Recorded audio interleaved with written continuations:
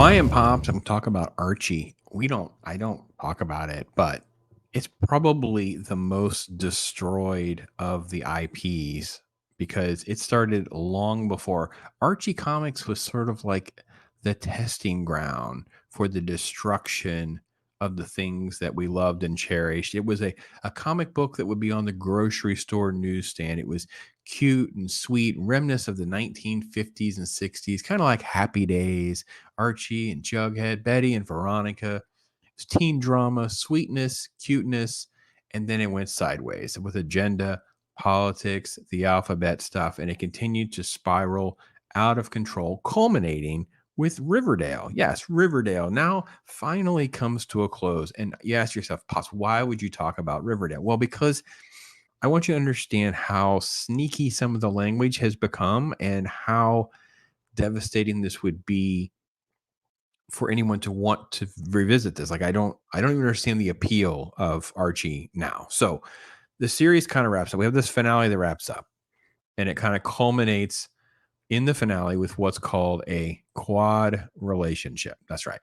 So a quad relationship, which is code word for polyamorous, which is code for being swingers. They pretty much just do and go with whomever they want to. And it's not like it's, oh, Pops, you're reading too much into it or anything like that. Oh, no, no, no. E News gives you all of the information that you need and breaks it down with the quotes themselves. So let's walk through this a little bit together. Young Betty stunningly confesses to Reggie that she, Archie, Veronica, and Jughead have been in a quadruple romance. So it sounds like, well, it's a quadruple romance, right? Oh, they were dating, now we're dating, and then they were dating, now they're dating. Mm-hmm. So on the surface, that's what it felt like. I was like, oh, okay, that's what that meant. And then I read like an article. It was like, wait, it says like there's backlash, and there was like outraged fans or whatever. And I'm like, because I'm assuming fans now. Again, most fans are not going to be like me, where we want cute, sweet, and innocence back.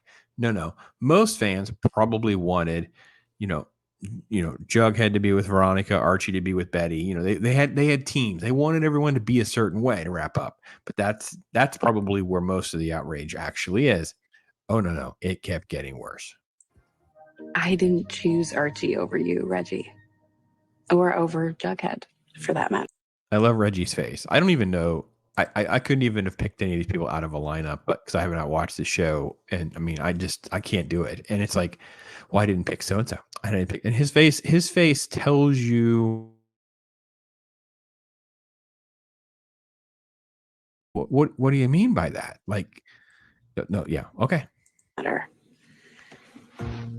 Look how like almost like coy and snide she is. Like she's so proud of herself. She's so proud of herself. Yes, she is. So here we go. Can you keep a secret? Keep a secret. There's no secret. Like why? The line makes no sense. It's just a wasted time. One that only a handful of people know. The drama, the intrigue. What could she say next? What's really the secret behind their relationships, and who is going to be with whom, and how does Reggie fit into all this? Yeah. Turns out, after Angel Tabitha's last visit, I remembered what it was like being with Jughead and being with Archie. I'm a slut, and I remembered what it was like with Jughead. Oh my god! And then I was like with Archie, and like, oh my god! And I was like, I couldn't pick one, so I just did both. And it was like, what? And Archie and Veronica remembered what it was like being with each other. But Veronica and Jughead had just started a thing, and remembering all. So it just keeps going and going. And Reggie's face says it all. Reggie's face says what the internet is thinking. Like, what are you saying? What have you done? Like, Reggie's face says it all. I couldn't believe it. I love it. All of that sort of just took the pressure off of us having to make a single choice. So the four of us realized that we could and maybe should just be together. So then in the quote, here's where it just gets great. Betty expresses her desire to go back to Riverdale one last time before it's too late. And then it's like, Jughead appears in Betty's room and offers her to take her back in time. She decides one more reveal. Okay. So that's how you got all this set up, right? And then through the episode, then you get down, you have to scroll down.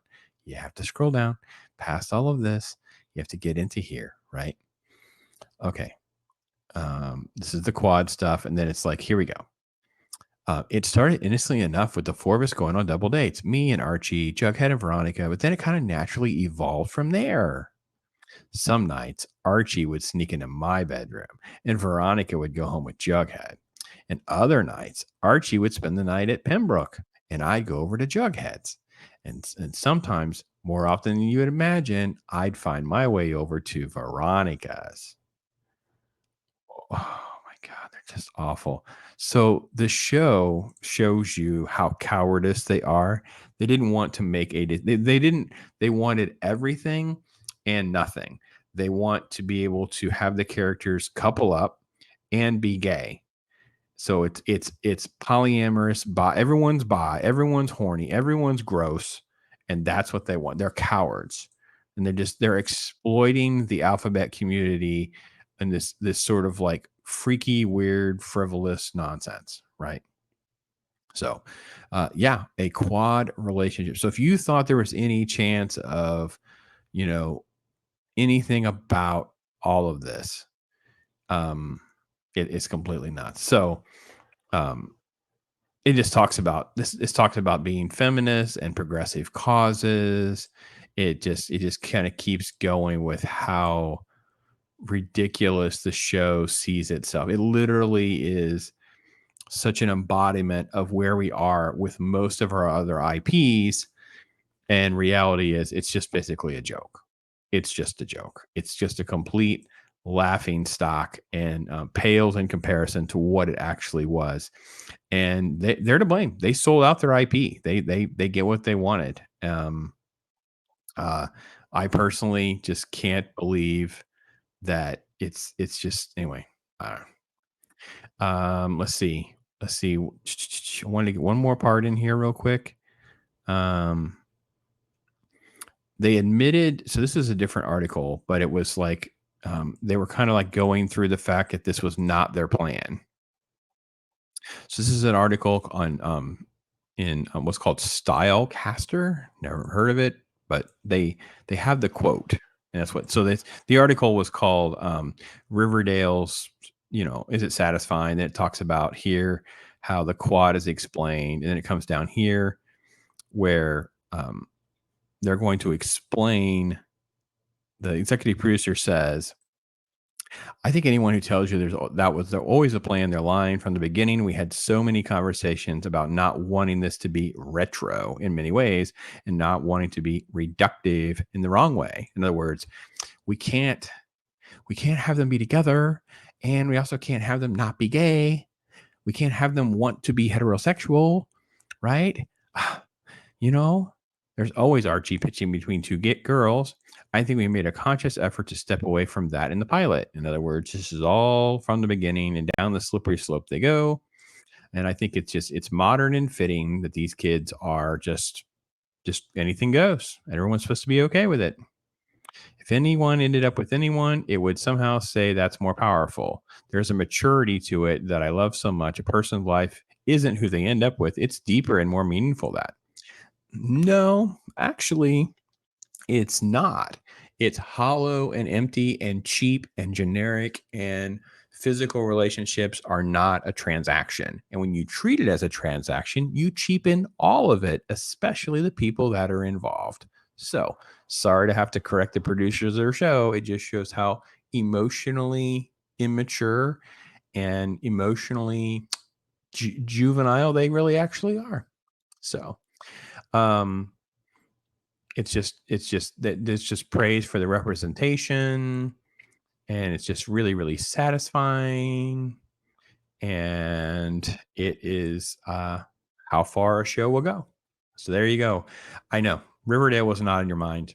Can't you believe it's on my channel? There you go. I am Pops. Take care, everybody. Have a good day.